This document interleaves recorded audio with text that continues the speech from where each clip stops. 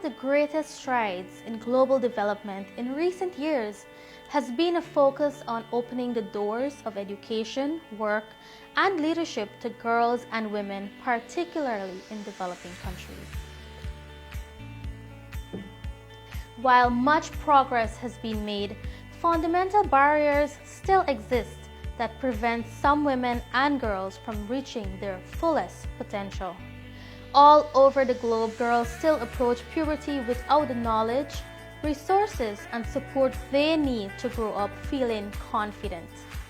Many girls, irrespective of their location or culture, experience a loss of self-esteem and personal strength with the onset of menstruation.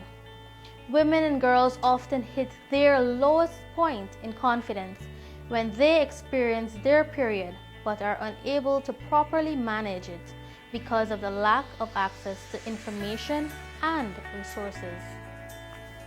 Period poverty refers to the lack of access to menstrual products, education, and facilities which allow women and girls to properly manage their menstruation. In Guyana, every 4 in 5 high school girls miss school at least 2 times each year because of their menstrual cycle, while every 1 in 4 girls find it difficult to afford sanitary products. Much of the problems that women and girls, and particularly schoolgirls, face have gone unaddressed. What we found through research is that many girls are absent from school several times per year.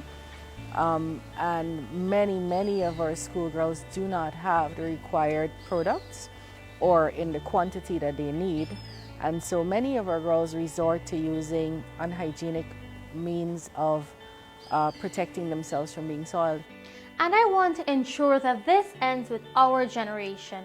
So in 2020, when I became First Lady, I embarked on an ambitious journey to end period poverty in Guyana through my Menstrual Hygiene initiative. My plan is simple: to provide sanitary products to every woman and girl in this country at no cost to them. I knew it would be impractical to immediately be able to provide full coverage to all women and girls. So I started with the girls to ensure that they were not deprived of their right to quality education. With support from our corporate partners and a few fundraising activities, my office was able to procure enough sanitary pads to provide every school-age girl with 1 year's supply. And Sleepy is delighted to be a part of this life-changing experience because we believed in the value of people and affording them the opportunity of a decent standard of living. To show our support in a tangible way, we have introduced a promotional offer where individuals can buy Sleepy sanitary pads to support this initiative, and we match their donation. So if you purchase 5 cases to donate, we donate another 5 on your behalf. And the story of this journey gets even better. Budget 2022 also provides an amount of $50 million for the advancement of the program led by the distinguished leadership of the Office of Her Excellency the First Lady on promotion of menstrual hygiene. This program, sir, will benefit over 30,000 adolescent girls. This means that from 2022 onwards, no school-age girl in Guyana will ever be deprived of sanitary pads because they cannot afford it or access it, since the state will now provide this to them at no cost. This will make such a huge difference for us. I know there are a lot of girls who may not need these pads, but for those who really need it, it could make a big impact in their lives. I have had friends who had to leave school because they did not have sanitary pads to use.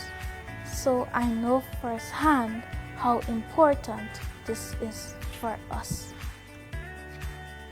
With coverage now guaranteed for all schoolgirls, my attention will now shift to women, starting with those in the hinterland regions. Our approach will be to start with the most remote region and gradually expand to the other regions until we are able to provide full coverage to every woman in Guyana. The distribution of sanitary pads is not an issue for girls or women alone. This is indeed a national and global issue. It is important for all of us to be engaged in dealing with this. And one of the important aspects is it for men and boys to understand that ending period poverty and the stigma that is related to menstrual hygiene is something that need not to be there. It is a natural form and part of the natural attribute of life that women and girls in our society go through. What we must do is to support them. What we must do is to help to remove all fear and stigma that surrounds menstrual hygiene.